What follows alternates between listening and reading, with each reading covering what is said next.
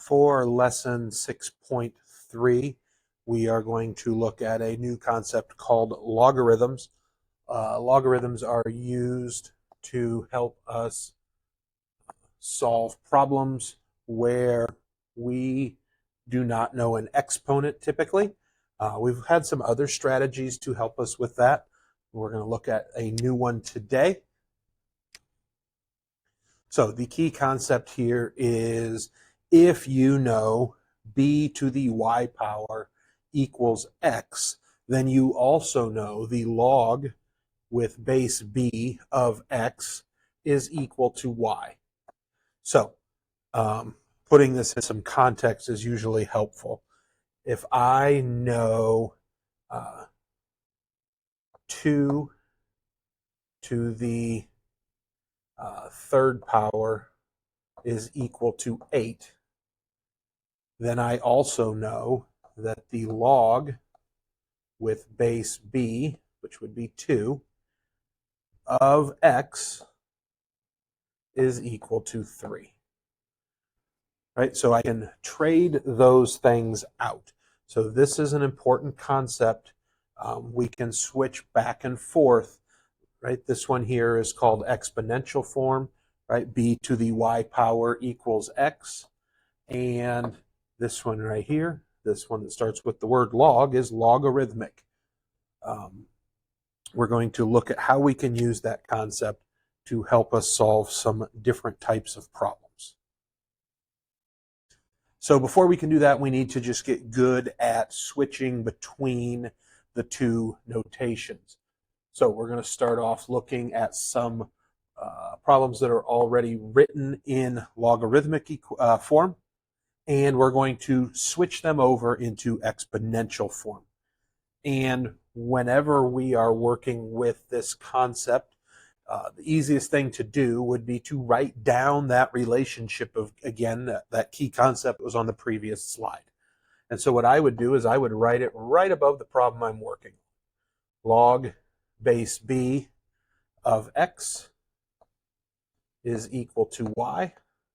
And if I know that, then I can say that I also know b to the y power is equal to x. Right? So what it really does is it switches the answer part of our equation. Right? It takes this y value and puts it here in the exponent spot, and then this x here comes out here on the right side of the equal sign. So that's what we're doing. We're just switching the notation, and writing out this notation above the problem we're working on makes it just a matter of substituting in. Right? So I know log base 3 of 9 is equal to 2. So I am going to change that to exponential form. So my base is right here, the 3. Right? 3 to the y power, which is the 2 from right here, is equal to x, which is the 9. Right? And on my calculator, I could type in 3 squared equals 9, 3 to the second power equals 9. But I also know in my own head that that is a true statement. 3 squared is equal to 9. Looking at the second example here, right, I have a b value now of 10. So b, which is 10, to the y power, which is this negative 2, is equal to x, which is the 1 over 100. I could, on my calculator, if I really wanted to check that, make sure those are true statements, I could say 10 to the negative 2 power, hit enter, and it's going to give that to me in decimal form, but the 1 over 100 is also the same as 100th, or 0.01. Right? So those two statements are equivalent.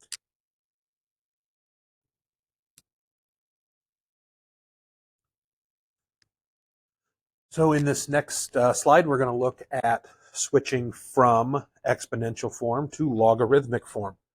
So again, I am going to write down my notation of b to the y power equals x.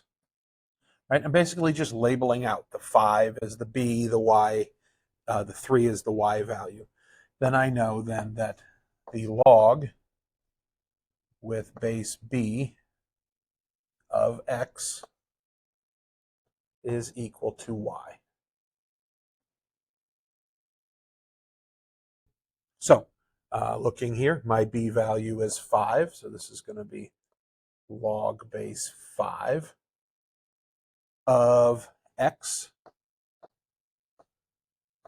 is equal to 3. Okay. Later in this lesson, we'll look at how to plug something like this into the calculator. Just kind of peeking ahead, our calculator does have a log button. And if I click that log button, it pulls up log with a parenthesis. So our graphing calculators are hard set to log with a base of 10. So we cannot, in this form here, the log base 5, enter that directly into the calculator. But we'll look here in a minute on how to work that. Second example here. My b value is now 27. Right? B of 27 to the log base b of x, which is 3, is equal to 1/3.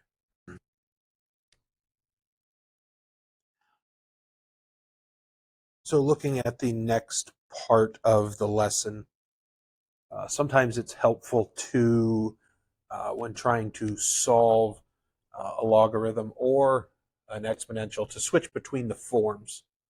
So if I look at this log base 8 of 64, I could throw the y on the end of this just to make it an equation, and I could switch that then to exponential form, right? So again, if I have log base b of x equals y, then I know b to the y equals x.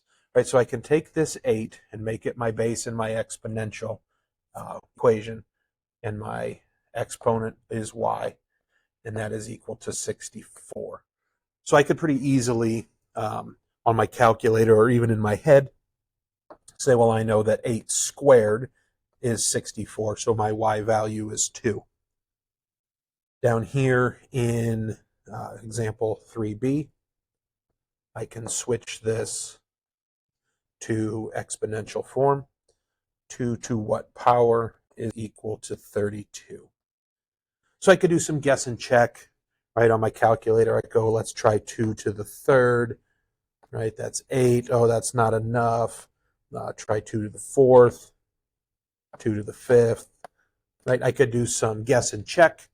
You may just recognize, oh, I know that it's y to the 5th.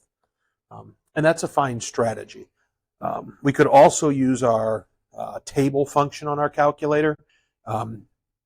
So here in example C, right? 5 to what power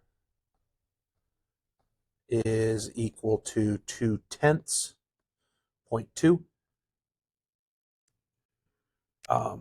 Well, 5 to the first power is 1, and 5 to the second, or to the 0 power is, or 5 to the first power is 5, and then 5 to the 0 power is 1. So that's too big, right? So what I could do is type that into y equals as 5 to the x power, right? I'm always going to use the variable x. And then I can go to table, right? And so looking here, right, I see a solution here of -1. Gives me that 0.2 that I'm looking for. So y is equal to -1. Now this is all fine and works great with whole numbers and relatively small numbers. But the world doesn't always work that way. So we're going to need a strategy for when we get something like 2 to what power is equal to 5. Well, right, 2 to the first is 2, 2 squared is 4, 2 to the third is 8. So there is not a whole number that's going to work here. So then I'm left with a mess of trying to figure it out. So that is where logarithms are going to come into play. So we have another property here, right? Log base b of x is equal to log of x over log of b, right? Right here. That's an important concept. So what this is, this log of x is really log base 10 of x over log base 10 of b. And that is helpful to us because that is what our calculators work in. Our calculators work in a base of 10 for logarithms. So this phrasing right here, log of big number over log of little number, talking about the actual size of the number, not the values of the number, but the typing, if you will, the physical size. So to rewrite log base 3 of 243, I am going to say that is the log of 243 over the log of 3. Right? The 243 goes on top because it's the x value, and it is physically larger than the other number. Right? The 3 is going to go on the bottom right here, and it is physically smaller, and it's lower, right? See how it's down a little bit right there? So we can see that it is dropped down in like a subscript kind of style, right? And it's down lower, and it stays on the low side of the fraction. So that I can enter into my calculator. So I can hit log, and notice it pops up log with a parenthesis, 243. I need to close off that parenthesis to say I'm taking the log of 243 for my numerator, and then divided by log of 3, and I get an answer of 5.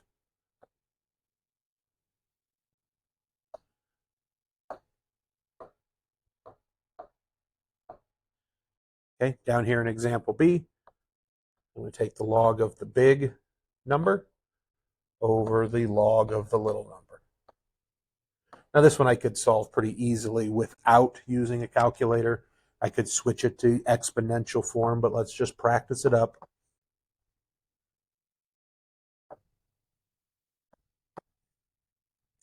Right, and your answer there is 2, which makes sense. 3 squared is 9. 3 to the second power is 9. But that shows you how we can change different exponentials and logarithms to put into the calculator. So kind of back to that 2 to the x equals 5, right? I don't have an answer to that in my head. So what I can do is change that to logarithmic form, right? B to the y equals x, so that I know log base b of x equals y. Right, so I'm trying to figure out log base 2 of 5 is equal to what? What is my exponent then that's going to go there? Okay, so then I can use this latest thing that we learned today at the end of this lesson to turn it into log base 10. Right?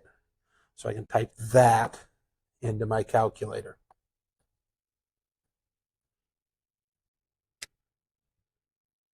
Right? So that tells me then that this value on my calculator is my exponent for 2 to what power equals 5. Right? So if I 2 to the 2.3219, we'll stop there. So it's not going to be exactly 5, right? But we see it's approaching 5. Right, so that's an introduction to logarithms, and then we will continue working on those as we go through the rest of chapter 6.